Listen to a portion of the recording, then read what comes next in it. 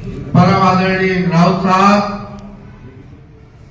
मंशा सिंह, बहन सरिता वानखेड़े जी, खान साहब, शर्मा जी, वर्मा जी, कार्यक्रम का सफल संचालन कर रहे माननीय धारकर साहब, हमारे साथी ओजस्वी वक्ता प्रवेश मिश्रा जी, बीएम चतुर्वेदी जी, राजेंद्र यादव जी, आदरणीय साथियों, मातृशक्ति, आज एमपीएस 95 राष्ट्रीय संघर्ष समिति के तत्वावधान में आयोजित इस कार्यक्रम में पधारे सभी साथियों का मैं स्वागत, वंदन, अभिनंदन करता हूं। मित्रों, यह बहुत बड़ी चिंता का विषय है कि हम सब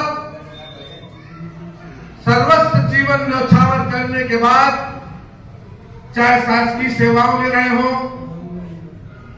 चाहे निगमों में रहे हो, चाहे अपना उद्योग धंधों में लगे रहे हो, निश्चित रूप से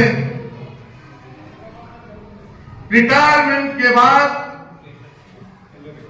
जहां एक और कुछ कर्मचारियों के लिए तो भरपूर पेंशन योजनाएं हैं, लेकिन मैं आज इस मंच के माध्यम से मैं राउत साहब को बहुत बहुत बधाई देना चाहूंगा कि आपने सर्वस्व सब कुछ पाते हुए भी आपने उन लोगों के आंसू पोंछने का काम कर रहे हैं।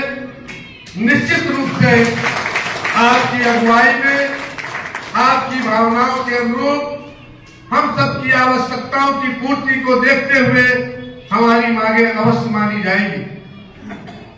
साथियों, दुख इस बात का है कि जब 300, 3000, 4000, 2000, 1000 पेंशन भोगियों को भी वेतन मिल रहा है, आप समझ सकते हैं कि आज की इस महंगाई में, आज के इस ऐसी व्यवस्थाओं में 2000, 3000 में परिवार चलाना संभव है। वही मैं सरकार की नीतियों का, जहां कई योजनाएं उनकी है, उन्होंने लोगों को पंगु बना दिया है।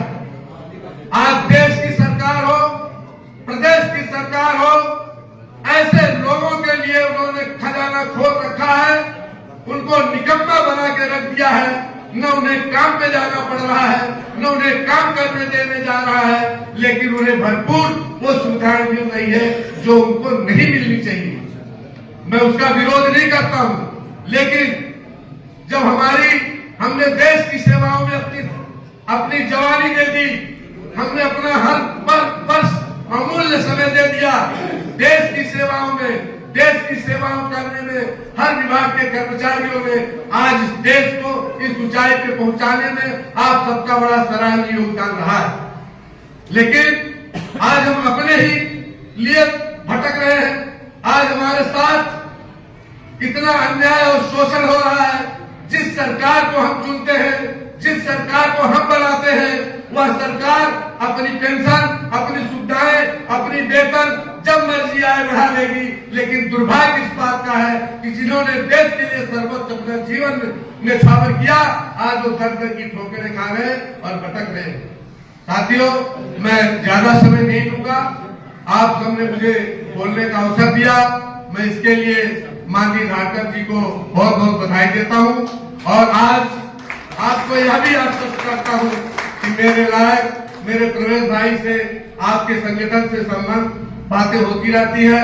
मैं माननीय राउत जी का काफी लंबे समय से मुलाकात भले न रही हो, लेकिन आपकी कार्यशैली को देखते हुए आप उन लोगों के लिए कर्तव्य निष्ठा से दिन रात एक करके देश के कोने कोने में जाकर लोगों को संगठित करने का काम कर रहे हैं। निश्चित रूप से आप बहुत बहुत बधाई के पात्र हैं। इसी कड़ी में मैं चाहूंगा कि आज जिस तरीके से आपने देश को इस ऊंचाई पे पहुंचाया है, अगर आप अपने अधिकार के लिए एकजुट हो जाएंगे, चाहे हमारी महिला शक्ति हो, चाहे हमारे आदरणीय साथी भाइयों हो, तो निश्चित रूप से आपके इस आंदोलन को हम अंतिम मुकाम तक पहुंचाने में सफल होंगे। और निश्चित रूप से चाहे केंद्र की सरकार हो, चाहे प्रदेश की सरकार हो, हम सबके आंदोलन के सामने, हम सबकी एकता की ताकत के सामने निश्चित रूप से झुकेगी और हमारी मांगों को मानेगी। मैं अंत में माननीय राउत जी के लिए 2 शब्द कहना चाहूंगा कि राउत जी, न त्वं कामे राज्यम न स्वर्ग न पुनर्भवम कामे तुक्तात्तानाम प्राणिनाम अविनाशनम। यह पंक्ति माननीय राउत जी के लिए है। आपने यह निर्णय, यह सर्वस्व निर्णय ले रखा है कि न तो मुझे राज्य चाहिए, न मुझे स्वर्ग की इच्छा है, न मुझे सत्ता की इच्छा है। मैं तो सिर्फ इतना चाहता हूँ कि दुख से तपे हुए प्राणियों की पीड़ा को नष्ट किया जाए। धन्यवाद। जय हिंद, जय भारत। राउत साहब जिंदाबाद, ममता श्रीमती जिंदाबाद, आदरणीय साथियों भाइयों जिंदाबाद। धन्यवाद। जय हिंद, भारत माता की जय।